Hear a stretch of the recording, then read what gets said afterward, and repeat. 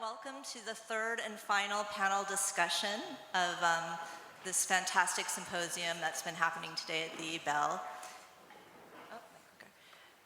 It's called Women in Silent Cinema, Pioneers in LA History and Beyond. And we're here to discuss the decisive impact that women had in the creation of Hollywood, both the film industry and the development and the economy of the city itself. These women were working in all aspects of production behind the camera, and yet their names and their work have been largely marginalized and also, frankly, omitted from the historical record until fairly recently. So we're here today to talk about these incredible women. Only a few of them, many more remain nameless, but we're working to correct that in the historical record.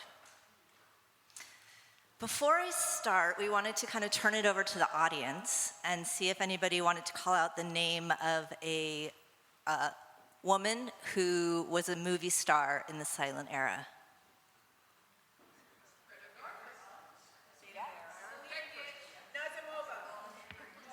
Okay. Mary Pickford? Clara Bow, yeah. How about a woman director in the silent era? Arzner was working more as a director in the sound era. Frances Marion. How about a woman writer in the silent era? Okay. A woman editor? That's harder, right? Well, we're going to talk about some of these pioneers today. And we're also going to see how their roles evolved into the golden age of cinema. And talk about how women and gender in archives and in preservation affect the current media landscape.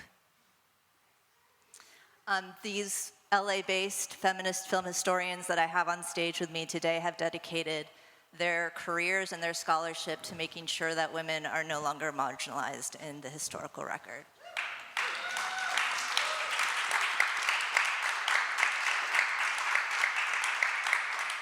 And before I start, I just wanted to thank the Ebell for hosting us today. This has been a really incredible symposium, so thank you to everybody here. And a special thanks to Dr. Stacy Brightman, who dreamed up this panel with me. So thank you, Stacy. And now for introductions. I have Sloan DeForest. Sloan is author of 3 books in the Turner Classic Movies library.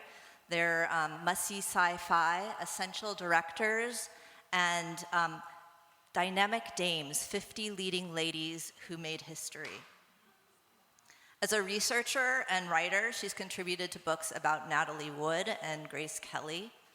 And she's appeared on television, on TCM, CNN, and in documentaries.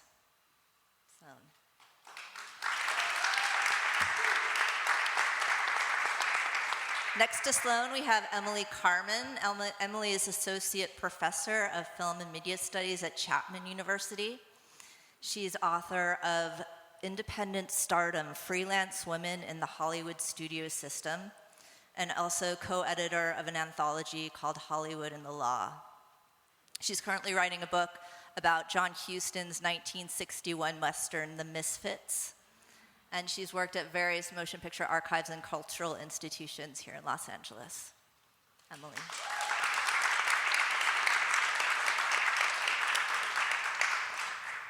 Then we have Maya Montañez Smukler. Maya is head of the UCLA Film and Television Research and Study Center, and she teaches archival studies at UCLA's Cinema and Media Studies Department. Her book, Liberating Hollywood, Women Directors and the Feminist Reform of 1970s American Cinema, is the recipient of the Theater Library Association's Richard Wall Memorial Award. Since 2015, Maya has been conducting oral histories for the Visual History program at the Academy with a focus on female directors. Hi.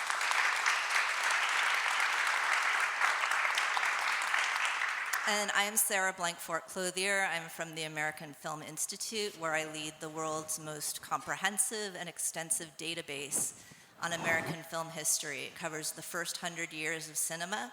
That's 1893 to 1993. And it's a very academic and scholarly version of the IMDb.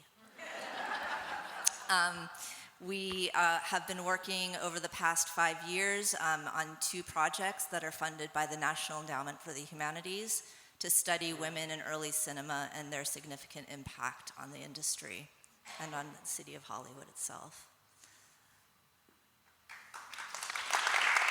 Thank you. So this panel is going to be a little bit non-traditional. We're going to each present brief reflection on our research and our expertise. And we're going to show some movies scattered in between, 2 short films in their entirety and 1 clip from a short film. And we've structured this in 4 parts. And then we'll open it up to conversation amongst ourselves and then questions from the audience. And we really do want to hear from you all, so please don't feel shy. So first, a film. This is a very short film directed by the world's first female director, Alice Guy Blanchet. She was fantastic. She directed hundreds of films, and this one is very significant. It's called The Cabbage Fairy, and I'm going to let Sloan talk us into The Cabbage Fairy. Thank you. It's called The Cabbage Fairy, and its release date is contested among historians. Alice Guy Blanchet remembered directing it in 1896, but the version we're seeing today is likely a remake from 1900. In any case, it's widely regarded as the world's first narrative motion picture. Most historians credit Blanchet with personally transitioning filmmaking from technological spectacle to storytelling medium. So let's watch how she did it.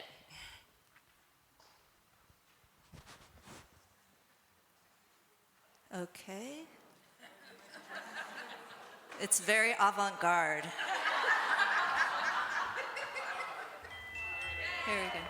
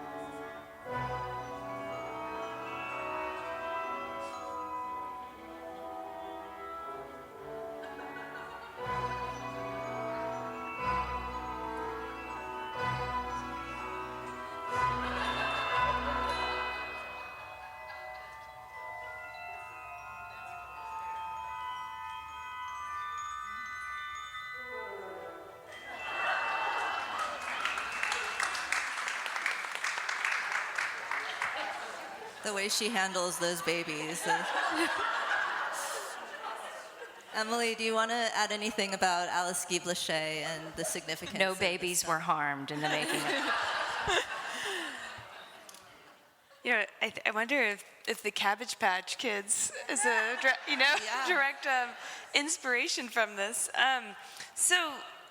The film here is not only created by a female filmmaker who had for a very long time been truly unaccounted for in most history books until fairly recently, despite Bachelet making over 1,000 films. Although I have to say, I was doing undergrad film history over 20 years ago, maybe more, and I learned about her and got to see a lot of her films. So I feel confident that in at least film academic programs, her legacy is known. But more importantly, the film represents the creative feminine act of childbirth from the perspective of a fairy tale. and a fictionalized account of where babies come from. If only it was that easy, right? This kind of adaptation of stories, however, no matter how brief, was new to cinema at the time.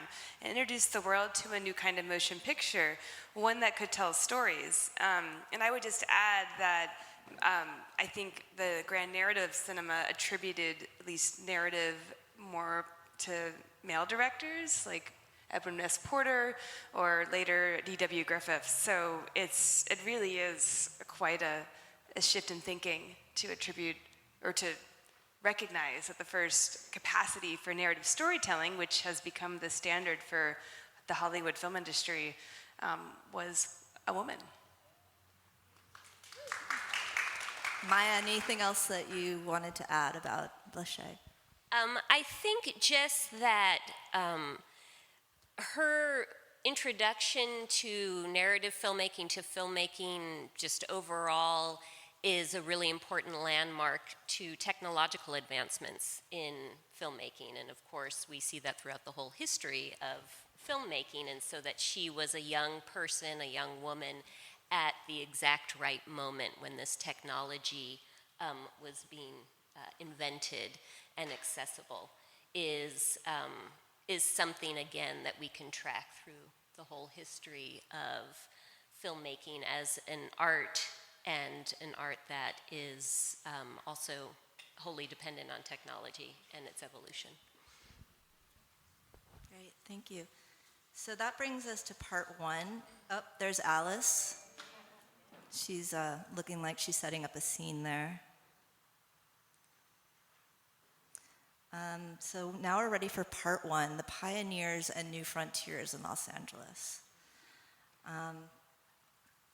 Here are some of the more famous women that were working behind the camera in the silent era. We first have Lois Weber. I think she's on the left there, yes. She was a director at Universal, and she was actually the highest paid director in Hollywood during the late teens. She was more in demand than her contemporaries D.W. Griffith and Cecil B. DeMille, but their names are much more familiar to us. They've been canonized in the historical record, whereas she's got a biography on her, and she's become more famous, but it's still a long way to go. Next to her, of course, is Mary Pickford. We all know Mary Pickford as an incredible movie star. She was known worldwide. In fact, she was the woman who with the highest salary in the world for a time. But it's also not widely known that she was a savvy businesswoman, and she was the real powerhouse behind United Artists, which she started with Douglas Fairbanks, D.W. Griffith, and Charlie Chaplin. Next to her is her frequent collaborator, Frances Marion. Somebody called out Frances Marion's name earlier. And Frances Marion was an incredibly prolific writer. She wrote hundreds of movies in the silent era and was the first person to win 2 Oscars in the writing category. Then we have Dorothy Arzner, who was also mentioned earlier. Dorothy Arzner started out as an editor in the silent era, and then as the technology in Hollywood moved to sound, she was able to continue her career as a director, and she was really the sole female director in Hollywood for several decades, until Ida Lupino started directing in the late 40s.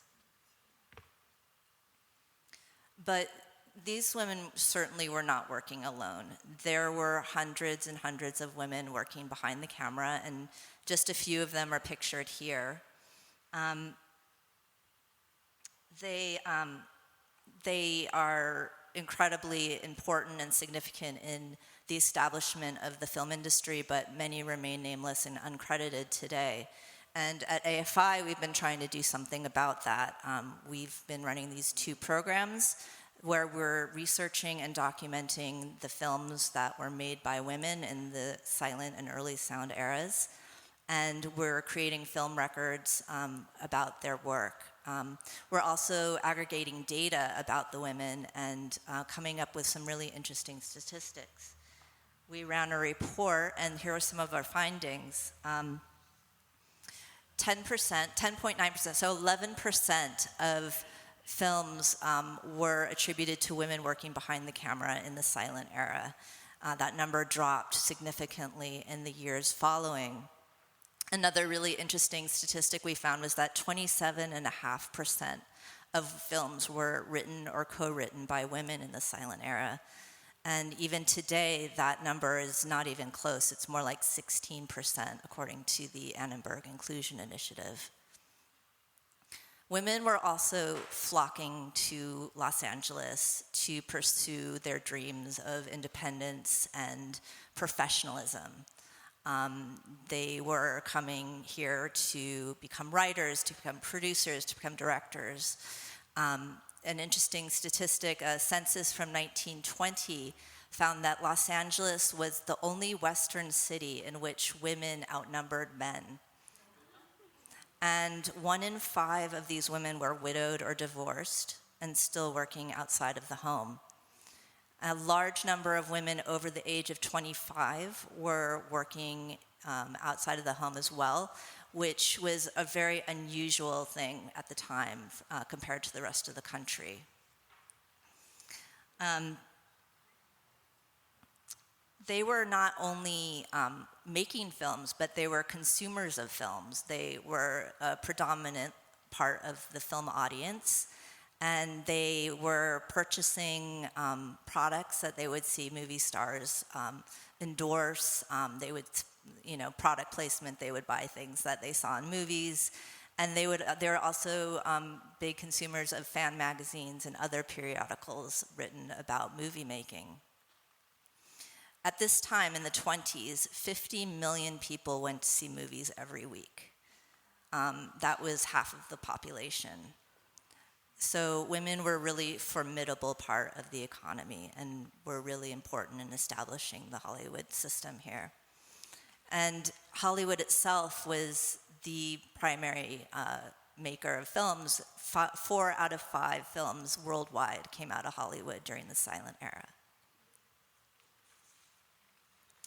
So we're going to show you a film clip next. It's a film called Mabel at the Wheel.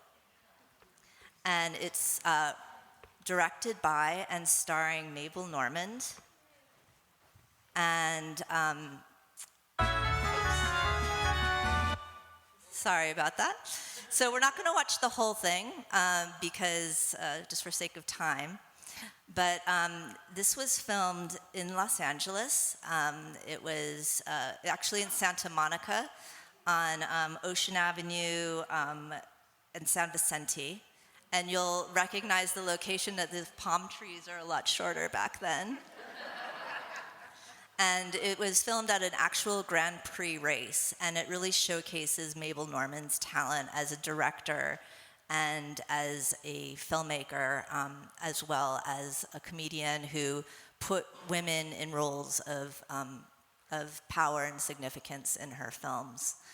She also really spearheaded the careers of people like Charlie Chaplin and Fatty Arbuckle, and yet her name is not as widely known as those contemporaries. So let's go ahead and, oh wait, Sloan, will you talk us in, because you edited this, so. Yes, I'd be happy to. So Charlie Chaplin plays a villain in this film who's out to get Mabel Normand for rejecting his advances. So when Mabel's boyfriend enters the big auto race, Chaplin and his henchmen kidnap him and tie him up, and so it's up to Mabel to take the wheel and race the car herself and save the day. Let's take a look.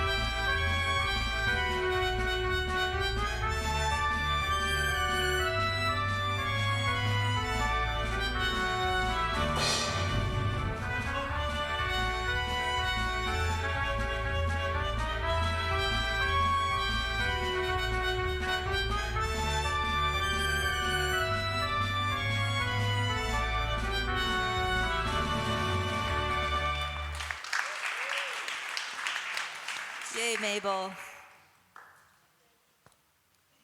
All right, so now I'm going to turn the panel over to Sloan for part 2, Women at the Wheel in Film Production. Thank you. As Sarah mentioned, women were commonly found behind the camera in the early days of film, so she's already introduced you to some of these women. I'm just going to go into a little more detail on some of them.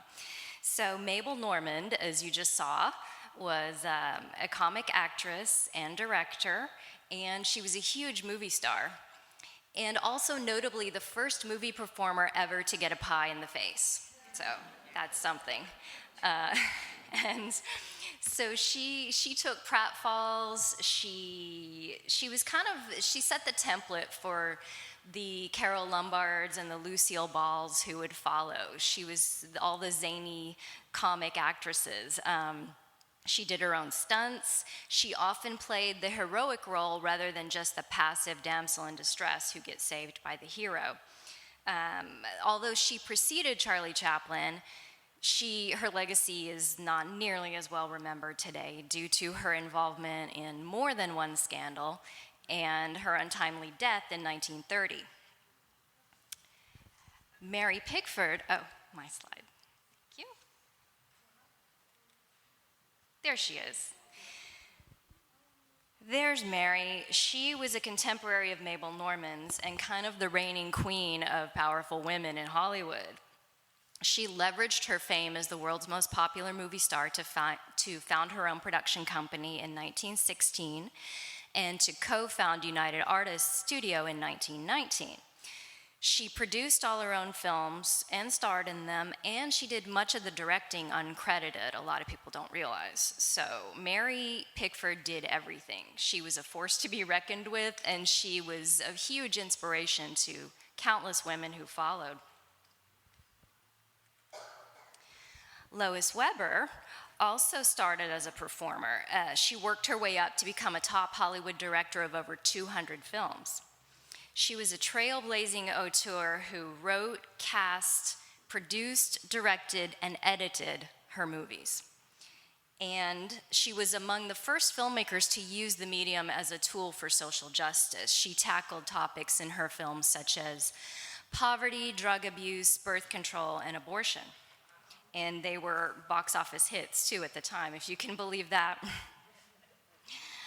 But she was far from a token female director. In fact, Lois Weber was one of 11 women directors under contract to Universal Studios in the late teens and early 1920s. However, like other ladies in the industry, Weber's status declined with the late 1920s power shift and the consolidation of power among the Hollywood studios. When men sought these roles that had become very high paying and women were kind of edged out of powerful positions. Very few female writers, directors, and producers were able to hang on when that happened. One who did was Dorothy Arzner. Now, she was virtually, as Sarah mentioned, the only woman directing in the golden age of Hollywood. She helped cultivate the careers of Clara Bow, Katharine Hepburn, Rosalind Russell, and Lucille Ball. Arzner carved out a small but impressive filmography at Paramount, MGM, and RKO until 1943, when she suddenly left Hollywood, and she ended up directing Women's Army Corps training films in World War II. And later, she taught filmmaking at UCLA, where one of her prized students was Francis Ford Coppola. So when Arzner retired, she left a hole in the industry. There really were no female directors in the 1940s until a movie star named Ida Lupino. Come on, Ida. Don't be shy. Should I do? There she is. So Ida Lupino had been an actress, of course, of some fame, and she started producing. Well, in 1949, the director on the set of a film she was producing had a mild heart attack, and Ida had to step into the director's chair, and she never looked back. She became the only female director in 1950s Hollywood. Literally, it was Ida Lupino and 1,300 men in the Directors Guild. And she carved out quite a career for herself on TV into the 60s as well. But interestingly, I find it really interesting that at age 18, Ida Lupino had starred in 2 movies produced by none other than Mary Pickford. So when she was very young, she saw this powerful woman on the set in control of everything, and I believe it planted a seed in her mind that would later bloom. And in turn, Lupino influenced subsequent generations. Among them was a young actor in Hollywood who saw her directing a Western TV series in 1959 and thought to himself, if an actress can direct, maybe someday I can direct too. And that was Clint Eastwood. So, where was I? So Ida, okay, yes, so the Clint Eastwood, Francis Ford Coppola, you see the pattern here. A lot of these women not only influenced other women, but they were influences on men who would go on to direct as well. So, by the way, you can read more about these women in my book, The Essential Directors, shameless plug. So to conclude, though, women obviously had a big hand in shaping the film industry. They're just not as recognized as their male counterparts. Even today, it's so funny. If you look at the Wikipedia entry for Mabel at the Wheel, you'll see Charlie Chaplin credited as the lead role in the film, which is clearly wrong in a movie called Mabel at the Wheel, directed by Mabel Normand. Pretty sure Mabel has top billing in that. But there's a lot of misinformation out there still we need to correct. Thank you.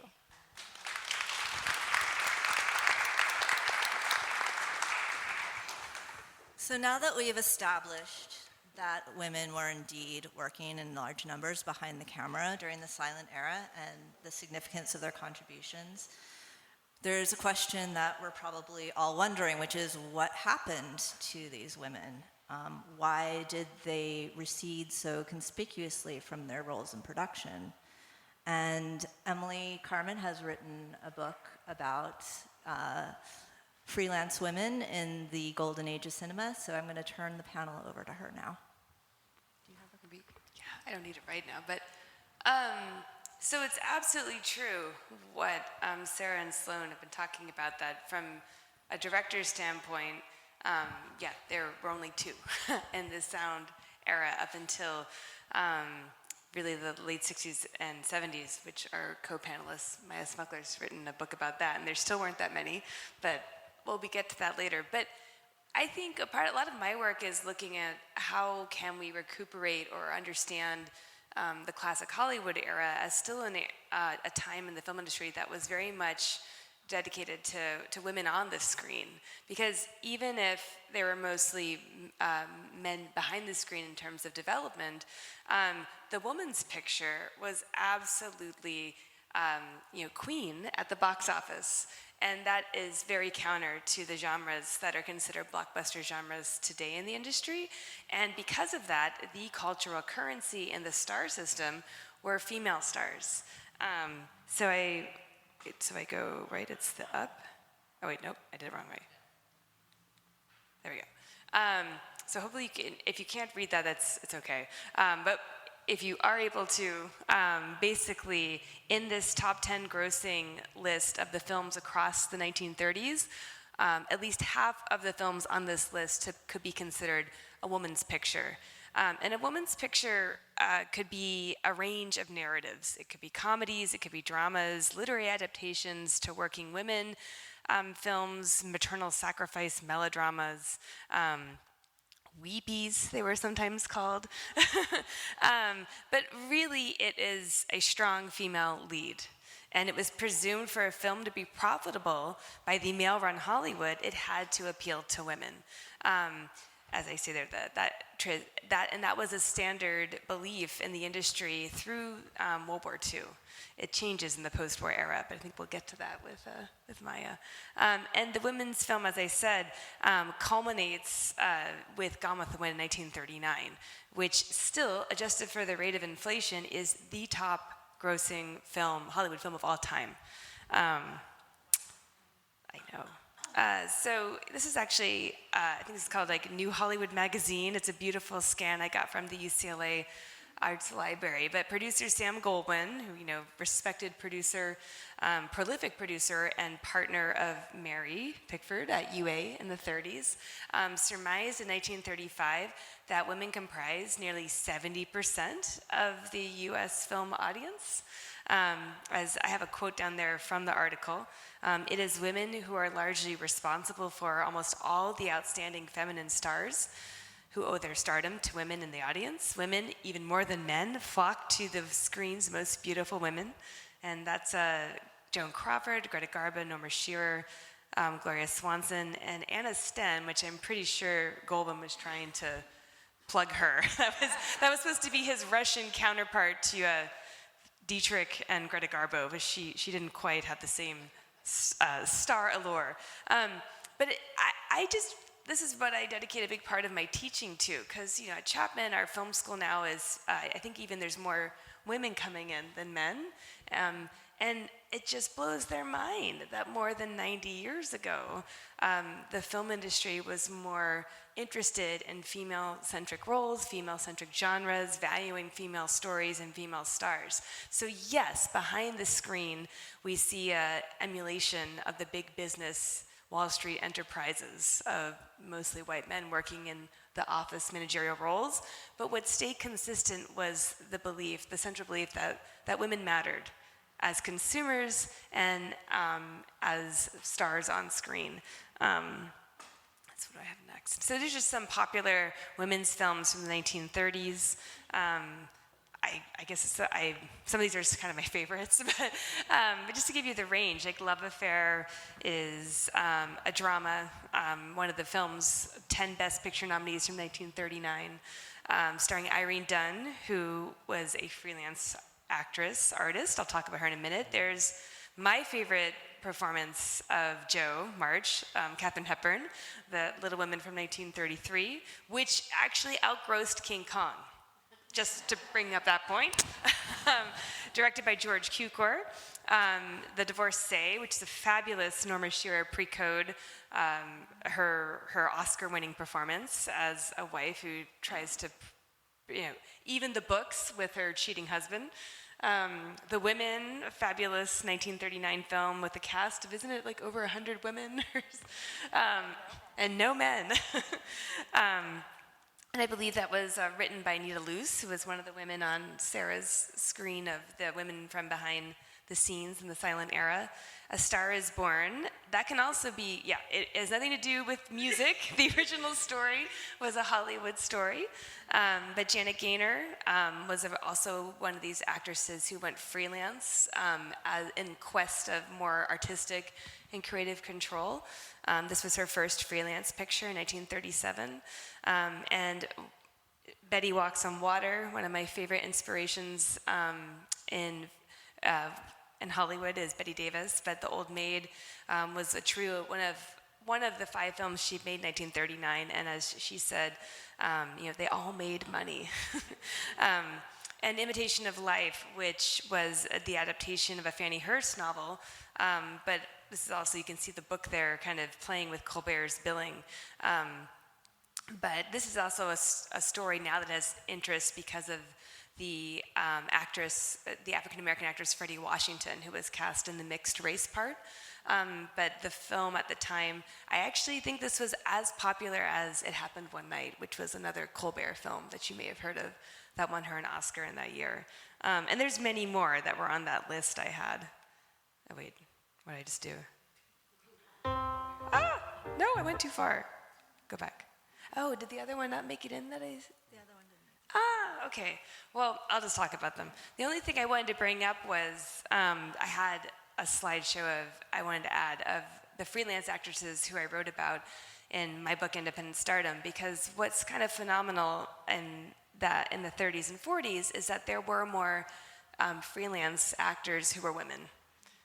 And I remember I would be at conferences and everyone would go, what about the men? And I was like, I'm not making this up. Like, there are more women freelancers. And I believed that corresponds to the perceived market commodity of the female star and the female audience. So I mentioned some of them are on here: Irene Dunne, Janet Gaynor, Coletta Colbert, but Carol Lombard in 1937 was the highest paid actor in Hollywood, male or female. She was a trailblazer in the freelance craft in Hollywood. Also, Constance Bennett, which is not as well remembered, but she was also one of the trailblazing freelancers of the 30s, and Miriam Hopkins, and the great Barbara Stanwyck, and there are many more that I wrote about. And what's interesting, though, is it wasn't just about the money for them, it was also about getting more artistic control, and the chance to play different roles than were being prescribed to them in the studio system. So especially Janet Gaynor and Carol Lombard left at the end of long-term contracts, and then became freelance artists, so they could negotiate part by part, studio by studio, and in some cases, all of these women I mentioned earned a percentage of their film's profits, which is a practice that is normally attributed to James Stewart and the agent Lou Wasserman in 1951 with the film Winchester 73. I was just at the Nitrate Film Festival a couple weeks ago at the Egyptian, and the person introducing Winchester 73 propagated that same myth, and I'm sitting there like, oh, that's not true. He made a lot of money, so maybe that's why that gets a lot of notice. But all of the women in my book were doing it before him. So I just like to point out that if we move beyond the fixation of the director, which is really, I think, something that men fixate on, it comes from the French critics and other male film historians from the 50s and 60s. If we go beyond the director, there were other areas where we see female agency at work in Hollywood. So that's all I have for you.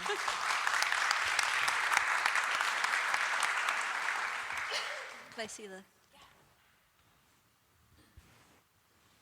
We promised you movies, and we're going to see another one. Now this one in its entirety. It's from 1916, and it's called Eleanor's Catch. It was directed by and starring Cleo Madison, who is one of the female directors at Universal. And it's 13 minutes long, and you really have to stick with it because there's a surprise plot twist at the end that you really won't expect.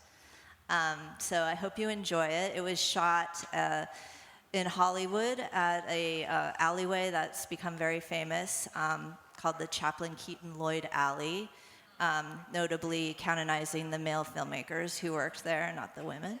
And it was also filmed on location in downtown Los Angeles at Sanchez Alley, which is adjacent to the historic Los Angeles Plaza. So this will take us back in time. Stick with it, and I hope you enjoy it. Eleanor's Catch.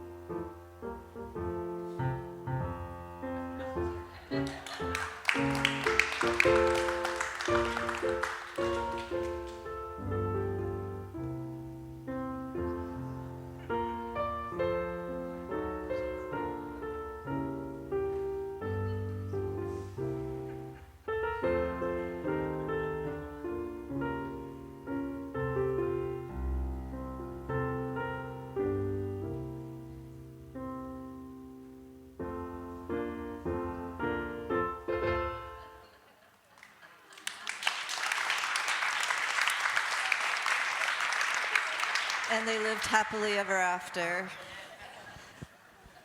So, thanks for hanging in there with that. That's such a great, charming movie. Now it's time to look forward and discuss how historical issues of gender and film impact contemporary filmmaking. According to a report by the Library of Congress, which actually used the AFI catalog as a primary source, roughly 75% of silent films are lost, and 50% of sound films made before 1950 are also gone forever. So the films that we watched are really special that they still exist. In what ways have moving image archives worked to safeguard movies and by preserving physical materials? But also, in what ways have these institutions recuperated histories of women working in film production? And how have these historical records of filmmaking made their way to contemporary audiences? Maya, can you help us to understand what we're seeing today? Thanks, Sarah. Thank you. This way? Sorry, you have to go through this every time.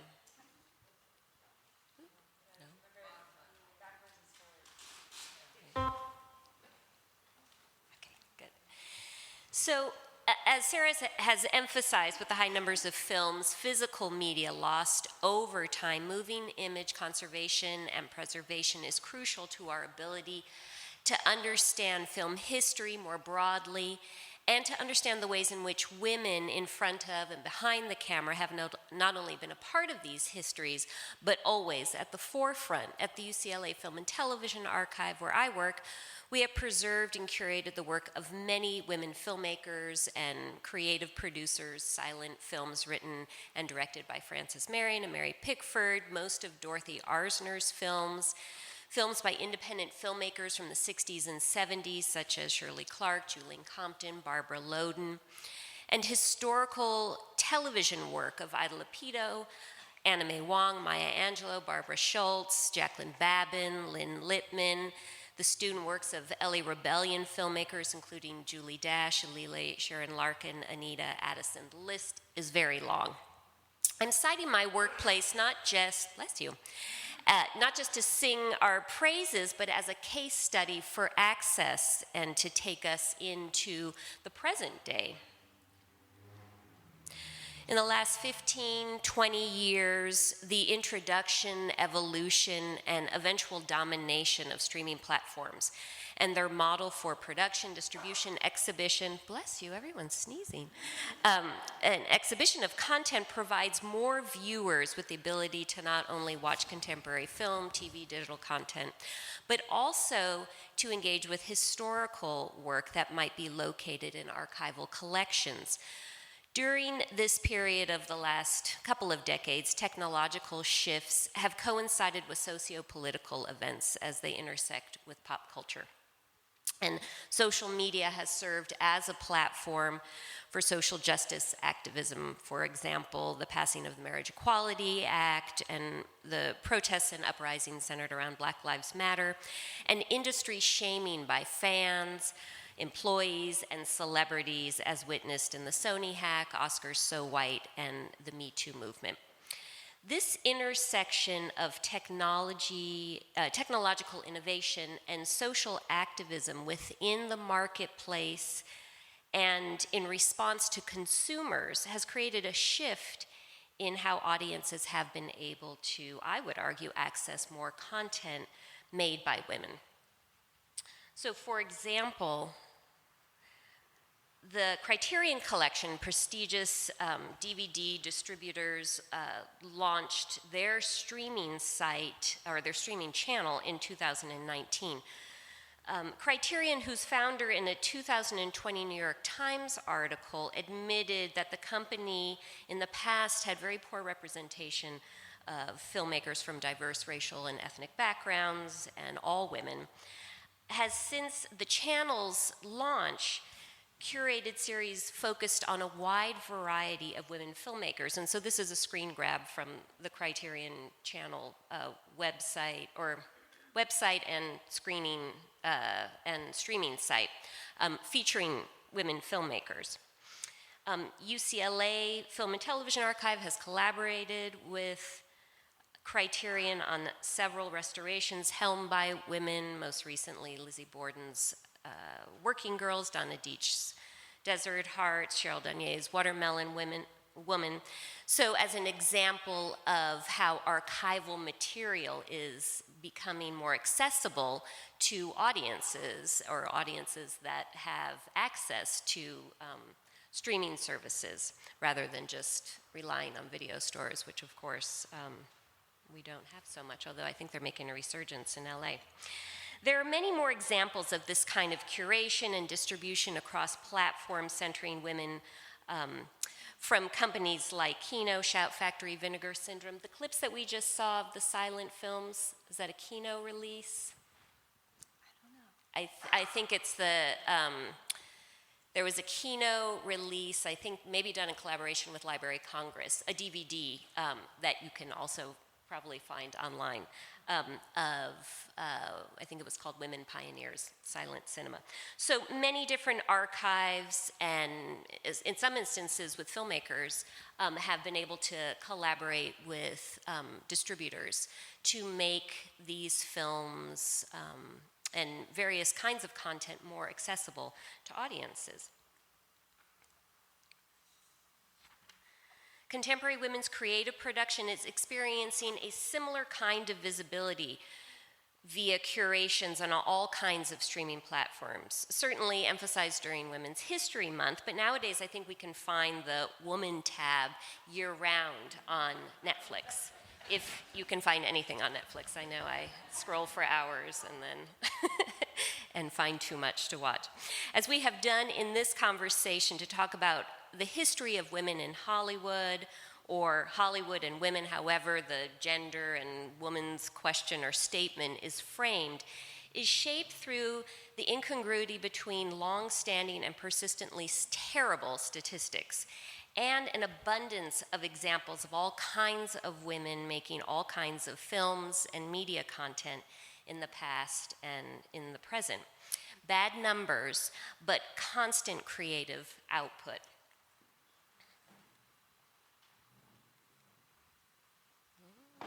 Last slide.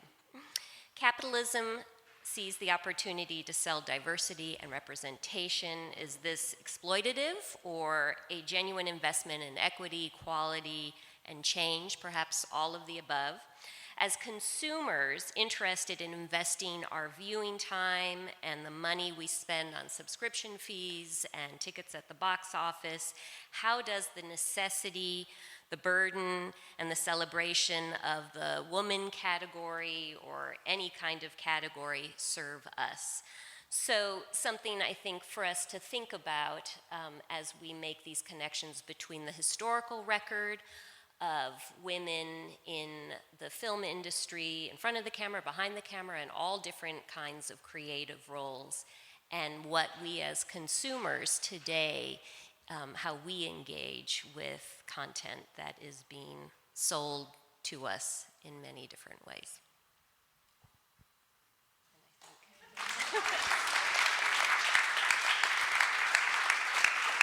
Thank you, Maya. Should I go on this slide? Yeah, we have time for questions. Yeah. Oh. We've got a question over here. Sharon. Oh, I'm sorry. Hi, thank you so much. All of you were great. I have a comment, but I could have researched it, but I was thinking 30s and 40s, men were concerned about World War II, and there were actors who enlisted, and I wonder if that has anything to do with the statistics. On the women's pictures or the popularity?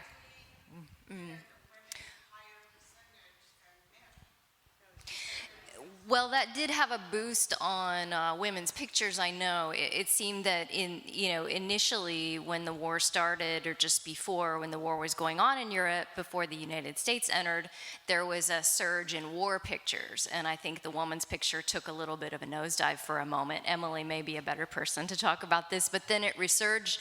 It came back with a vengeance, and women became the power at the box office during the war because, yes, of that many men were away. But unfortunately, though, there wasn't a correlation, though, with more female directors. I mean, the only female director in the DGA left in the middle of the war. But what you do see, and I believe Shelley Stamp up at UC Santa Cruz, who wrote the book on Lois Weber, is working on this, is there was not a ton, but emergence of more female producers, like Virginia Van Up, who developed and produced Gilda for Rita Hayworth, and Joan Harrison, who was promoted up from being Alfred Hitchcock's secretary by him, who becomes a producer in the 40s, and she goes on to produce Alfred Hitchcock Presents for him, and she produced Phantom Ladies, probably her most famous movie from the 40s, and Harriet Parsons, who I believe produced Clash by Night. But she produced some films for RKO. So you do see and I know some of the press around Virginia Van Up was like, while the boys are away, the producer gals are picking up the slack, But they weren't working much past the late 40s in those roles, with the exception of Joan Harrison. Do you think that the advent of the production code also helped push women out? Like, women's stories couldn't be told as realistically as they could pre-code, because a lot of those pre-code films really did deal with women's issues. Yeah, that's a good question. Definitely there's got to be a correlation, because in the pre-code films were very, as I'm sure you know, very woman-centric, and a lot of that may have been exploitative of women. There was a lot of sleeping around going on, and a lot of naughty women behavior. Naughty women were the trend of the early 30s. So yeah, when the production code clamped down in 34, you started to seeing more clean-cut women, and you saw a gradual shift. There were still a lot of women's pictures, but they weren't as raw, and they weren't as, there was something of a decline, I would say. I mean, I take a cue from one of my favorite feminist film historians, Molly Haskell's book, From Reverence to Rape.